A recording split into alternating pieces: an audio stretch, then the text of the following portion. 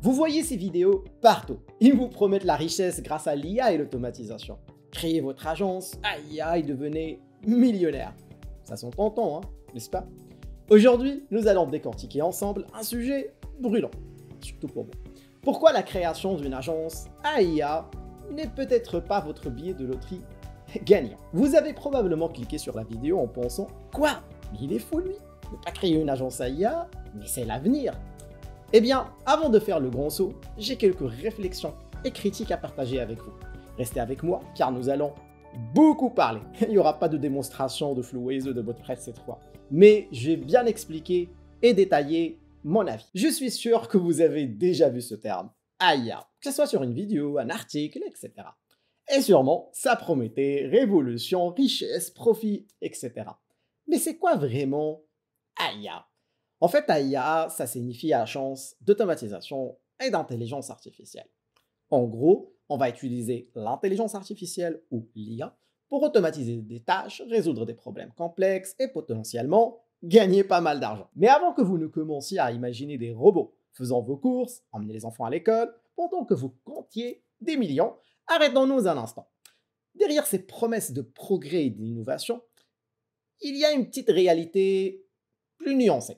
Demandons une petite réflexion et un petit retour en arrière pour voir l'image d'en haut. Le message pour moi ici, c'est quoi? L'AIA n'est pas seulement une question de technologie ou d'automatisation, c'est une question de stratégie, de compréhension profonde du marché et surtout de préparation. Alors, avant de sauter sur le train, qui est déjà en marche, prenons un petit moment pour construire une base solide. Informons-nous, explorons, comprenons vraiment ce dans quoi nous allons embarquer. C'est la clé pour transformer ce potentiel en succès qui est durable. Et c'est là qui réside le vrai défi. Et en parlant de base solide, restez avec moi, on va essayer de découvrir pourquoi la base solide, c'est l'ingrédient secret pour réussir dans le monde de l'IA. Et croyez-moi, c'est plus intéressant que la série Netflix que vous allez regarder. Maintenant qu'on comprend tous c'est quoi AIA, essayons de plonger un peu dans le cœur du sujet. Pourquoi une base solide est absolument cruciale avant de se lancer? On entend souvent dire qu'il faut construire sa maison sur une base solide, en roche, et non sur du sable, n'est-ce pas?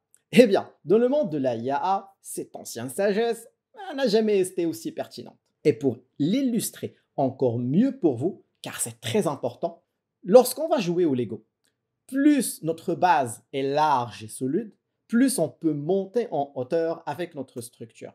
Si on essaye de monter notre structure rapidement, en fait, là on a commencé, mais on essaye de monter très rapidement, on ne va pas réussir à aller plus loin et ça va s'effondrer. Démarrer avec une base solide signifie comprendre les rouages de l'IA et de l'automatisation, savoir comment gérer les livraisons dans les environnements de production, connaître les différences entre une architecture cloud versus une architecture on-premise, etc., etc.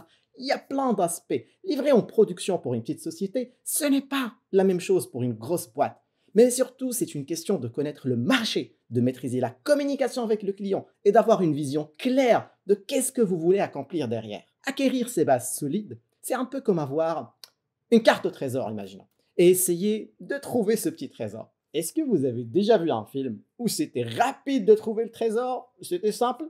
Non, ça demande du temps, de l'engagement, traverser des tempêtes, et plus selon le film.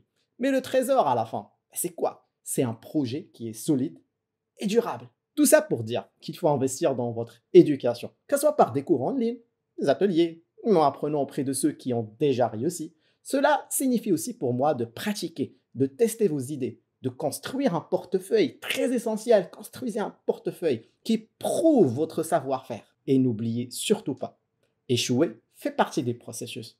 Chaque erreur est une leçon qui va vous renforcer et surtout renforcer votre fondation, vous rendant plus apte à faire face aux futurs challenges et de bien gérer vos clients qui sont plus exigeants. Alors, avant d'aller créer votre site web, votre logo, votre entreprise, etc., demandez-vous si vous avez posé les bonnes bases. Parce que par expérience, une personne qui maîtrise son sujet, ça se voit très rapidement et ça dégage plus de confiance. Je sais que je parle beaucoup dans cette vidéo, sans de démonstrations, etc. comme vous avez. Mais restez encore avec moi, car on va essayer d'explorer ensemble les stratégies clés pour le succès.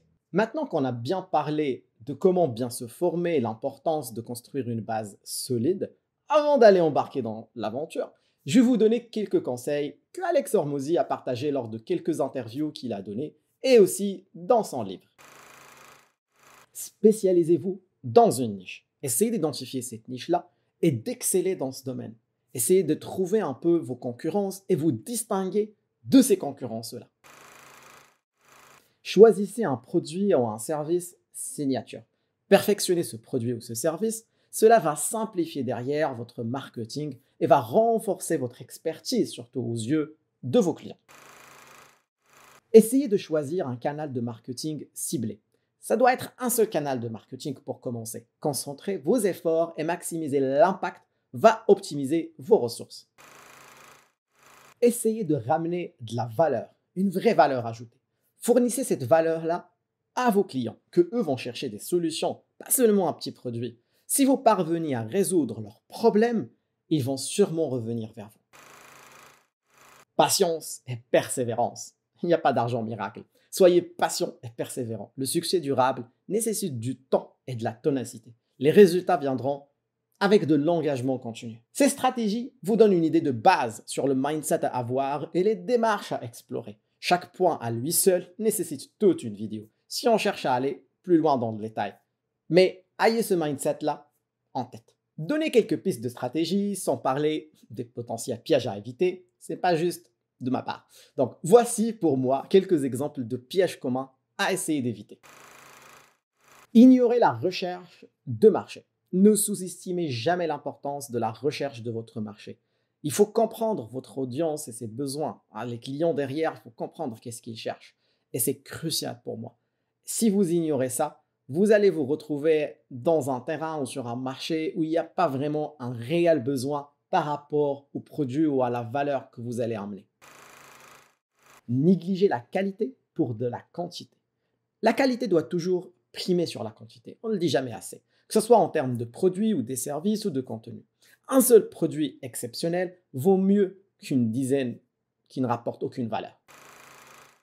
Mauvaise gestion financière. Soyez prudent avec vos finances. C'est très important pour moi. C'est surtout pour comme ceux qui commencent à dépenser de l'argent à créer une entreprise, un site web, des hostings, etc. alors qu'ils n'ont même pas trouvé un premier client ou qu'ils n'ont même pas une idée sur le produit final qu'ils vont essayer de vendre. Donc, je vous dis, comme on me l'a dit, le dernier de vos soucis, ça sera la facture que vous devez donner à la fin à votre client. Ne pas être prêt à s'adapter. Le monde de l'IA ou de la IA évolue rapidement. Ne pas être prêt à s'adapter aux changements du marché ou de la technologie peut vous laisser derrière.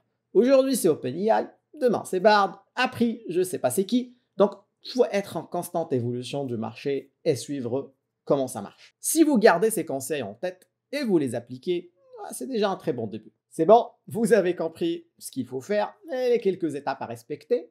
Vous avez maintenant un bon bagage pour bien débuter votre réflexion. Vous avez ciblé une petite niche. Il vous manque une étape clé selon moi. C'est la mise en place d'un produit, votre signature.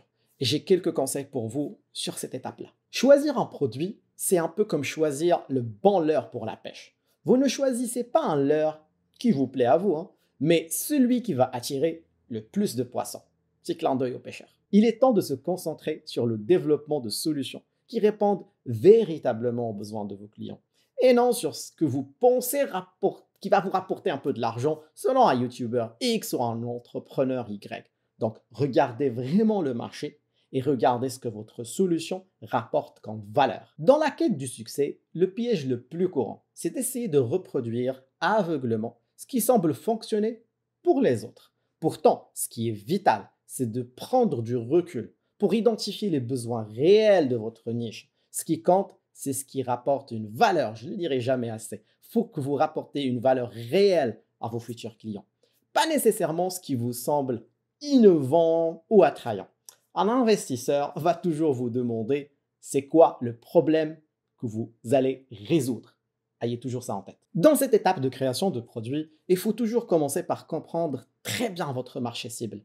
Observez, écoutez et interagissez avec les gens du domaine. Ce n'est qu'en saisissant les subtilités de leurs défis quotidiens que vous pourrez innover de manière significative et d'apporter encore de la valeur. Pour bien vous transmettre mon idée, essayons de voir l'exemple d'un produit. Un chatbot pour un restaurant qui va gérer la prise de rendez-vous. Ça sent bien, hein, ça sent sympa. On va le vendre sur une vidéo YouTube. À première vue, cela semble une solution moderne et efficace, vu que, a priori, il suffit d'ajouter IA à la fin de ça et ça devient la tendance. Cependant, si on considère le contexte réel des réservations, la rapidité et la simplicité, c'est la clé. Un chatbot peut s'avérer moins pratique qu'une application mobile, avec des disponibilités mises à jour en temps réel et une interface bien étudiée avec un expert UX/UI. Vous comprenez l'idée. C'est cette nuance qui fait toute la différence entre une solution moderne et une solution utile qui rapporte de la valeur. Moi, je ne vais pas m'embêter à aller sur un chatbot et discuter avec lui pour me demander une réservation dans un restaurant, hein. Je préfère aller appeler directement et dire je veux une réservation ou avoir une application mobile directe, papap, en 2 étapes, j'ai réservé. C'est clair? Passons à la fin. En conclusion, le message que je souhaite transmettre n'est pas que la création d'une agence à IA en elle-même soit une mauvaise idée, hein. Le cœur du problème, selon moi, réside dans l'approche qui est précipitée et poussée par la hype et le sentiment de rater une opportunité. FOMO. Ce qui nous fait oublier les bases et se lancer sans s'armer des fondations nécessaires pour soutenir une telle entreprise. Les promesses de richesse rapide et sans effort, c'est couramment utilisé pour gagner des vues, masquant une réalité bien plus complexe et exigeante. Livré pour une entreprise de 5 personnes, ce n'est pas les mêmes exigences qu'une entreprise de 50, croyez-moi. Mon objectif aujourd'hui n'était pas de vous décourager, mais de vous équiper avec les informations essentielles pour démarrer sur des solides bases. Ainsi, vous serez mieux préparé avec une perspective claire et un plan solide en main. Un énorme merci pour votre attention. Et ne me jetez pas des pierres, hein. La vérité ne plaît pas toujours. Et sur ce, je vous dis à la prochaine vidéo.